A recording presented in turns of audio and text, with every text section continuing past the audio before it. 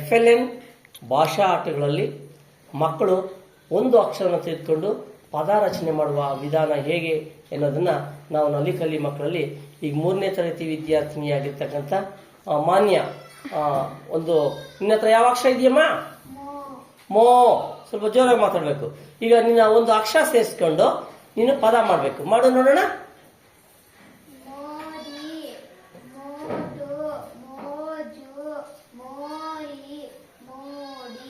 Very good, very good, fine. ನೀ ಇನ್ನೊಬ್ರು ಹೋಗಿ.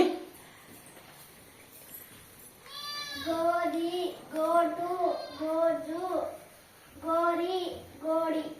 Very good. ಹೀಗೆ ಒಂದು ಅಕ್ಷರವನ್ನು ತೆಗೆದುಕೊಂಡು ಅನೇಕ ಪದಗಳನ್ನು ಮಾಡುವ ಒಂದು ಆಟವನ್ನು ಆಡೋದ್ರ ಮುಖಾಂತರ ನಾವು ಪದ ಕೋಶವನ್ನು ಹೆಚ್ಚಾಗಿ ಮಾಡ್ಕೋಬಹುದು. ಪದವನ್ನ ಹೆಚ್ಚು ಹೆಚ್ಚು ಕಲಿಬೇಕು. ಹೆಚ್ಚು ಹೆಚ್ಚು ಪದಗಳನ್ನು ಕಲಿತಾಗ ಪದಪುಂಜವನ್ನು ನಾವು ಕಲ್ತ್ಕೊಂಡಾಗ ನಮ್ಮಲ್ಲಿ ಮತ್ತೆ ಓದೋದಕ್ಕಾಗಲಿ ಬರೆಯೋದಕ್ಕಾಗಲಿ ತುಂಬ ಸುಲಭ ಆಗುತ್ತೆ. ಓಕೆನಾ? Okay, thank you.